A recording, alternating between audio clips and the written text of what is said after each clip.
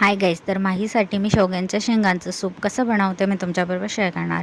तर इथे मी एक कुकरमध्ये मस्त 1 चम्मच तूप घेतलेला आहे. त्यामध्ये जिऱ्याची फोडणी दिली, 1 लसणाची पाकळी टाकली, कढीपत्ता टाकला, कोथिंबीर टाकली, एक बारीक चिरलेला कांदा, टमॅटो टाकून घ्यायचा. त्यामध्ये इथे मी थोडीशी मुगाची डाळ भिजू घातली होती, ती टाकून घेतली. त्यानंतर मग भिजू घातले मी शेवग्याच्या शेंगा, त्याही त्यामध्ये टाकून घेतलेल्या आहे. इथे बघू शकता तुम्ही, असे शेवग्याच्या शेंगा बारीक कट करून टाकून घ्यायचे आहे आणि व्यवस्थित असं मिक्स करून घ्यायचं आहे. आणि त्यामध्ये मग नंतर हळद, थोडीशी चिमूटभर हळद टाकायची, थोडंसं चवीनुसार मीठ टाकायचं आहे आणि व्यवस्थित मिक्स करून कुकर लावून घ्यायचा आहे आणि 2 शिट्ट्या होऊ द्यायच्या आहे. 2-3 शिट्ट्या झाल्यावरती आपलं सूप तयार होतं.